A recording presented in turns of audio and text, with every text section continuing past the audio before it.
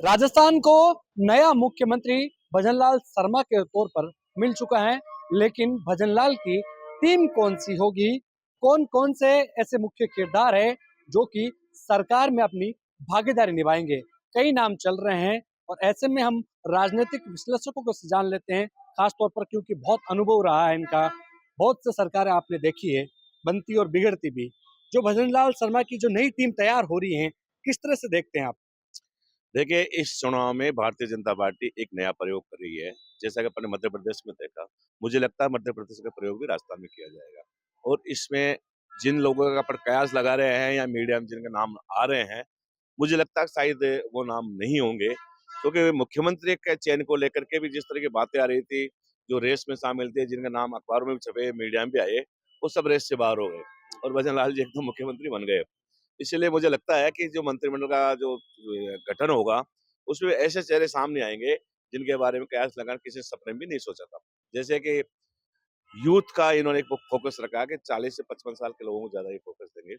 पहली बार जीत के जो लोग आए हैं, मध्य प्रदेश में उनको तवज्जो दी गई है। अब यहाँ पहली बार जीतने वाले बहुत हैं। हर आदमी ये देखता है कि मैं भी मंत्रिमंडल में शामिल हो जाऊँगा, क्यों उनको खुद को पता नहीं है। जहाँ तक जैसे नाम आ रहा है, बालकनाथ जी का आ रहा है, किरोड़ीलाल जी का आ रहा है, राज्यवर्धन जी का आ रहा है। इन बड़े-बड़े लोगों के नाम आ रहे हैं कि साहब ये लोग जो है मंत्रिमंडल में शामिल होंगे। हाँ, ये बात ज़रूर है कि भजन लाल जी को एक अच्छी टीम बनाने के लिए कुछ अनुभवी और पुराने लोगों को शामिल करना पड़ेगा। लेकिन ये सब दिल्ली से तय होगा कि किस आदमी को तय शामिल किया जाएगा, किसको नहीं किया जाएगा। क्योंकि अब इनको मई के अंदर लोकसभा के चुनावों का सामना करना पड़ना है और लोकसभा का चुनाव में ये 25 की 25 सीट जीतना इनका लक्ष्य है।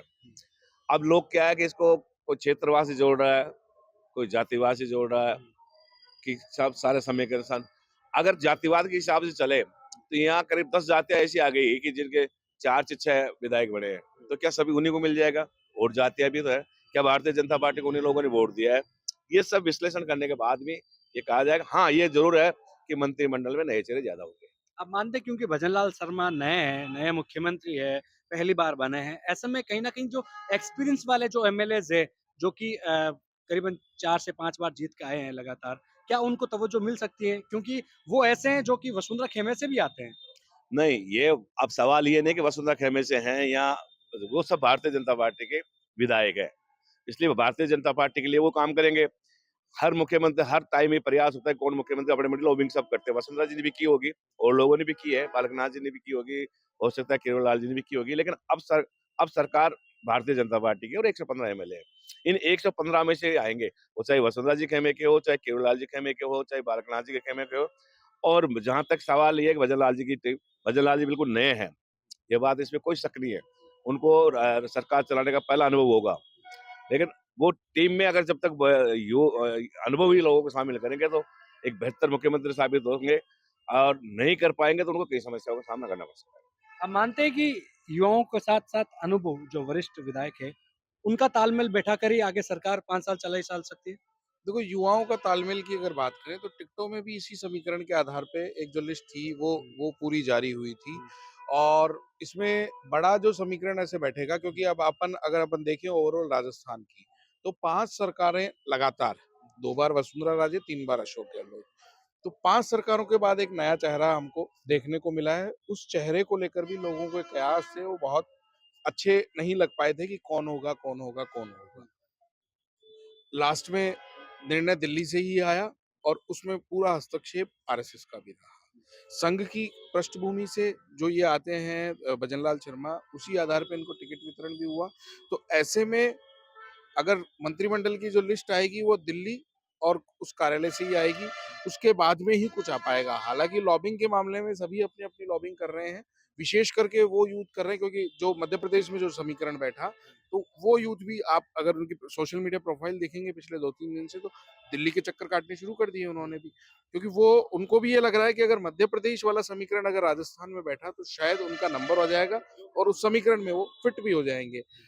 सेकंड ऐसा ही सीनियरिटी के नाम पे, क्योंकि उनको संभालने के लिए सीनियर भी चाहिए। तो अब सीनियरिटी के आधार पे अगर बात करें तो जैसे किरोड़ीलाल मीणा है, ये राज्यसभा सांसद हैं, खुद अभी इस्तीफा दे दिया। राज्यवर्धन सिंह है, बाबा बालकनाथ हैं, तो ऐसे सीनियरिटी के आधार पे खुद सांसद भी और सीनियरिटी के आधार पे जीत के भी आए। ओवरऑल इनको मिलाकर ही मंत्रिमंडल होगा, लेकिन अभी फुल फ्लैश मंत्रिमंडल की संभावनाएं कम है। इंतजार होगा 4 महीने बाद होने वाले जो लोकसभा चुनाव है उसका। जातीय समीकरणों की बात की जा रही है, क्यों ना करें जातीय समीकरण की बात, क्योंकि टिकट देते टाइम तो ये भी सोचा जाता है। और जब ऐसी चीजें सामने आ रही है कि जब भाजपा की नई सरकार बनी और जैसे ही मुख्यमंत्री का ऐलान हुआ, उसके बाद कई जातियां ऐसी नाराज हो गई भाजपा से। कौन कौन सी ऐसी जातियां लगती हैं जिनको कहीं ना कहीं भाजपा को है वो मनमुटाव खत्म करना होगा लोकसभा चुनाव के मद्देनजर? देखिए, उप मुख्यमंत्री राजपूत जाति से आ गया, उप मुख्यमंत्री एक एससी कैटेगरी से आ गया, तो अब निश्चित मार्शल कौम में जाट, मीणा और गुर्जर इनको साधना ही पड़ेगा, जरूरी भी है और साधना पड़ेगा भी, क्योंकि लोकसभा चुनाव आने वाले हैं। 25 की 25 सीटें अगर बीजेपी को जीतनी है, तो इन मार्शल कौम को मंत्रिमंडल में जगह देनी पड़ेगी। अब अपन बात करें शेखावाटी क्षेत्र से सुभाष मील और खर्रा जी जीते हुए हैं। दोनों जाट कैटेगरी से, शेखावाटी में वही जीते हैं, तीसरे गोवर्धन वर्मा जी जीते हुए हैं। तो दो में से संभावना ये लग रही है कि खर्रा जी अनुभव के नाते मंत्रिमंडल में आ सकते हैं और यूथ के नाते सुभाष मील, जो पिछली बार कांग्रेस के टिकट पे हारे थे और अब अचानक इस बार बीजेपी में शामिल होकर और वो जीत के आए, तो दोनों का हक बनता है। फिर अपन बात करें झुंझुनू जिले से, तो झुंझुनू जिले से इस बार राजकुमार शर्मा के सामने विक्रम जाखल जी जीत के आए हैं। युवा चेहरा है, राजकुमार शर्मा पिछले 3 टर्म से जीतते आ रहे हैं। बहुत सारी नाराजगियां थी, वहां जाट वोटर जितने भी थे उन्होंने कुछ भी जातिवाद नहीं किया, सिवाय राजकुमार शर्मा को हराने के लिए विक्रम जाखल को वोट दिए, तो वो भी मंत्रिमंडल का बड़ा दावेदार है। चूरू की बात कर ले तो चूरू में हरलाल सारण जी हैं, जाट कैटेगरी से आते हैं। उनका नाम अव्वल दर्जे पे, क्योंकि उन्होंने उस सीट को मंडेलिया जो सीट को जीतने के लिए तत्पर था, उसमें वहाँ जाट बेल्ट पहले से भी है। चाहे आप लोकसभा चुनाव देख लो, उसमें भी कसवा जी हैं जाट वोट। तो शेखावटी में जो जाटों का दबदबा है, जो सीटों पे बाहुल्य है, उसके लिए आपको शेखावटी में जाट समीकरण बनाने ही पड़ेंगे और उसमें मंत्रिमंडल में 100% जाट समीकरण आएगा। चाहे हरलाल जाबर सिंह खर्रा जी हो, चाहे हरलाल सारण जी हो, दोनों को मंत्रिमंडल में जगह मिलने के पूरे पूरे आसार है।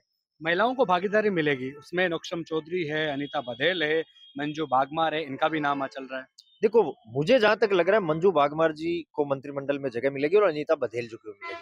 नौक्षम चौधरी का ऐसा है कि अल्पसंख्यक विभाग में या फिर आप जो बीजेपी का प्रकोष्ठ है उसमें आप कुछ दायित्व दे सकते हैं। नौक्षम चौधरी को भी यूथ के नाते जरूर मिलेगा और वो एक यूथ आइकन बन गई है। आपने देखा होगा सोशल मीडिया पे नौक्षम चौधरी जैसे ही बीजेपी ने जैसे ही मतलब चुनाव में उम्मीदवार उतरी और उसके बाद में जैसे उसके फॉलोअर बढ़े और लोगों ने उसको बेइंतहा सा प्यार देके और उसको जिताया है, तो मुझे नहीं लगता कि रविंद्र भाटी, नौक्षम चौधरी, एक जो बाड़मेर से प्रियंका चौधरी है जो निर्दलीय रह के चुनाव जीता है, बहुत बड़ा परचम लहरा है। तो मुझे लगता है कि अगर जरूरी नहीं है कि मतलब निर्दलीय को नहीं लेंगे, ले भी सकते हैं, क्योंकि वहां आपको लोकसभा चुनाव जीतने, वहां कैलाश चौधरी को अगर दोबारा उतारना है तो प्रियंका चौधरी को मंत्रिमंडल में जगह देनी ही पड़ेगी आपको।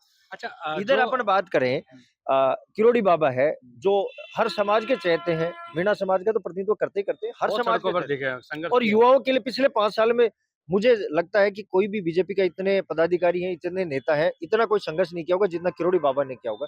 तो किरोड़ी बाबा को 100% मंत्री पद मिलेगा और मिलेगा भी कुछ कैबिनेट वाला ठोस मंत्रिमंडल, जैसे चिकित्सा हुई या फिर यूडीएच, जो बड़ा महकमा होता है अपने एक बड़े। शिक्षा तो नहीं मिल सकता, लेकिन चिकित्सा और यूडीएच में से एक मंत्रालय मिलने के पूरे आसार है।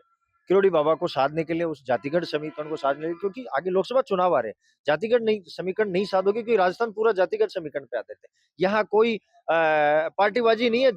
जब जातिगत समीकरण आ जाता है तो पार्टी वोटी सब भूल जाते हैं लोग। वित्त और गृह विभाग किसको मिलने का, मुख्यमंत्री खुद अपने पास रखेंगे या फिर डिप्टी सीएम को मिलेगा?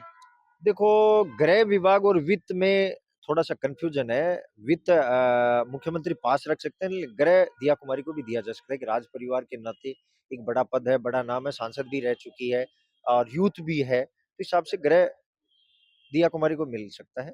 बाकी तो ये कयास है, सब कुछ दिल्ली दरबार देखेगा, सब कुछ बीजेपी मंथन कर रही है। पिछले 5-7 दिन से लगातार मंथन चल रहा है। सीएम भी दिल्ली गए हुए हैं, जाके आए हैं वापस, अभी तो दौरों पे लगे हुए हैं। आगे चुनाव भी है गंगानगर में। बाबा बालकनाथ, महेंद्र प्रतापपुरी, बालमुकुंद आचार्य, क्या लगता है इनमें से किसी को जगह मिलेगी?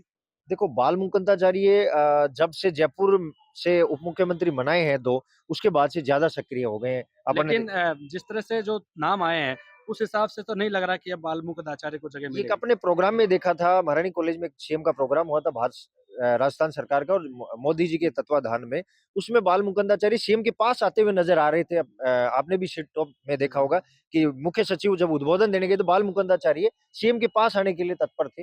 वो कहीं न कहीं मंत्री पद के लिए था वो, लेकिन जयपुर से मुझे नहीं लगता कि अब बाल मुकुंदाचार्य का नंबर है। उसकी बजाय प्रतापपुरी और बालकनाथ जी, वो दोनों को प्रतिनिधित्व मिलेगा, 100% मिलेगा, वो भी महंत कोटे से। और युवाओं में रविंदर सिंह भाटी जैसे कुछ युवा हैं जो इस बार अपने दमखम पे जीत के आए, जनता उनको चाह भी रही है, तो उनको कुछ ऐसा पद मिलना चाहिए जो युवाओं के विकास के लिए, चाहे यूथ बोर्ड में उनको जगह दे, जो युवाओं के विकास के लिए, रोजगार के लिए काम कर सके। आखिरी सवाल आपसे रहेगा, मंत्रिमंडल कहीं जगह घोषित हो चुका है, राजस्थान की अब बारी है, नई टीम लगभग तैयार है। क्या लगता है देरी इतनी क्यों देरी हुई, क्या वजह है? वो दरअसल में क्या है, लोग वारों में ये चर्चा रहती है कि साहब भजनलाल शर्मा जी पहली बार एमएलए बने हैं और पहली बार ही उनको सीएम बना दिया। ये दरअसल में केंद्रीय नेतृत्व ने एक ऐसा संदेश दिया है कि धरातली कार्यकर्ता उसको मौका मिलना चाहिए। और भजनलाल शर्मा जी अपने आप में बहुत कर्मठता रखते हैं, मिलनसारता भी रखते हैं और उनकी योग्यता के आधार पर और धरातल पे जितनी भी जो मीटिंग हुआ करती थी, चाहे प्रधानमंत्री लेवल की हो, चाहे अमित शाह के लेवल की हो, तो सारा जो उनका कुशल प्रबंधन जो होता था, भजनलाल शर्मा जी मैनेज करते थे मीटिंग का। उनकी तो टीम कैसी देखना तो चाहेंगे?